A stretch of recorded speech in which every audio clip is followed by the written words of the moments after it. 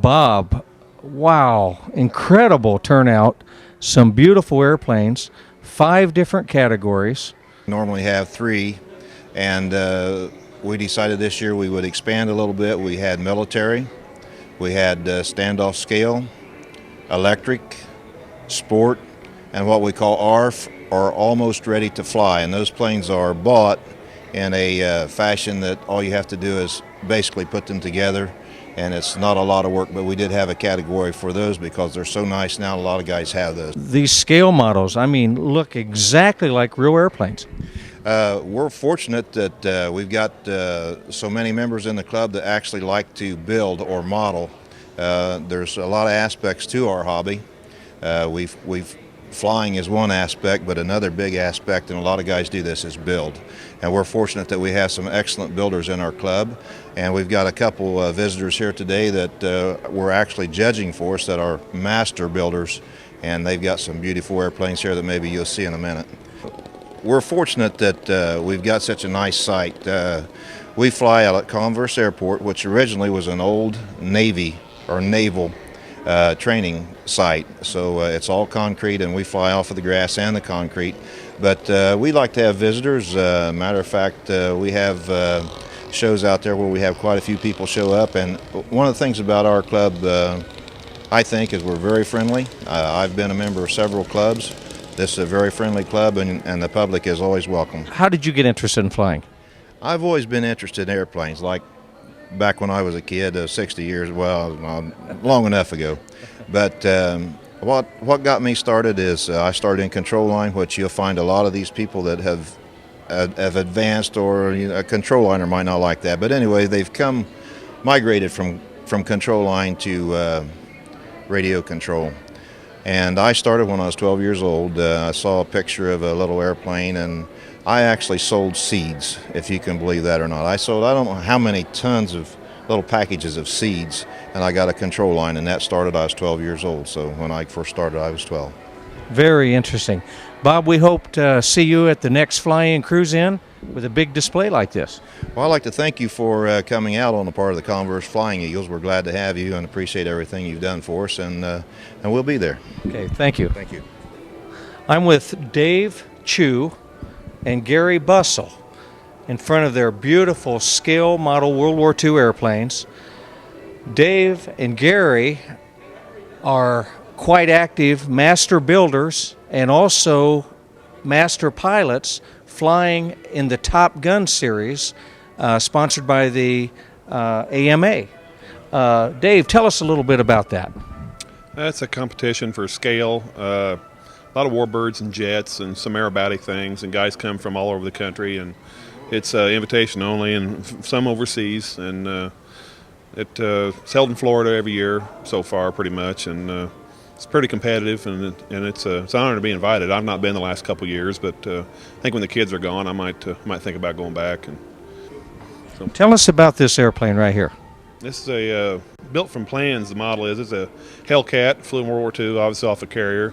And we have an onboard electric starter here that we were showing that a friend of mine built for me. And I've not flown it with the starter on it, but I'm sure it's going to be a lot of fun. It flies pretty well. I've been flying it a couple summers.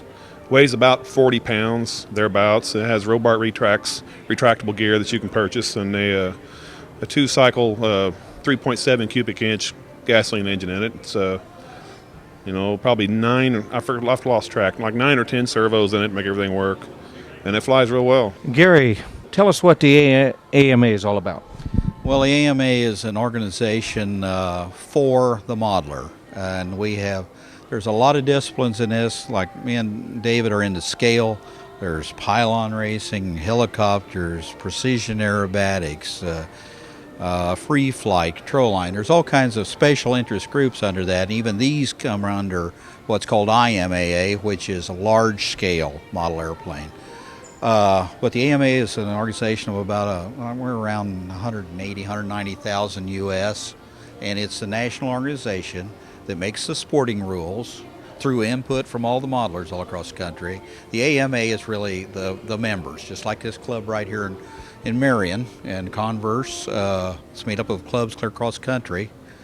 And the headquarters happens to be now in Indiana, and we got 1,000 acres down in Delaware County that is set up as a museum, a headquarters, a magazine, the rules organization, and a flying site. And there's a big calendar of events that happens there almost continuously all summer. I know just about every weekend something big's happening there. The general public can come out and go to the museum and see what this is all about, right off Highway 3? Yes, you take the bypass around Muncie right off, it's called Memorial. You go out from Muncie on the bypass, head east, and the museum's $1 for non-members. The facility and the property is always open to the public, even when we have a major event. So there's a good way you can call there, or you can pick them up on a website, of course, and find out what's going on. And any given weekend, there's usually some venue going on there. We looked at this beautiful airplane. Tell us about this Corsair. Okay, that Corsair is 1/6 scale, and it's of a pilot named Harry March, and he was in Pappy Boyington Squadron. I always like to do research on an airplane and a pilot. You got to put the two together almost, because in scale, you have to represent a serial numbered airplane that existed at some point in time. And that's the nice part about it. You can go to World War I, civilian aircraft, right up through the jets now. We have operating turbine jet engines. But half of our enjoyment is we get together, and on a given weekend in Henry County, Newcastle, we'll have 18 to 20 of these, and we're kind of into this World War II. We just don't believe an airplane was built after about 47. So they were something else then. So that's the bit. You can go back in time, and we research the pilot, the paint job, and then when you're judged, half of your score of 100 points of that is in documentation that you present, and you got to have color chips, 3-view outlines, photographs, written material on that airplane, and they judge you. And me and Dave, I thought we've done pretty good at Toggle. We both had a 9th place finish, and our static scores in 100 would be 94 and 94.5, and to show you how tight it is.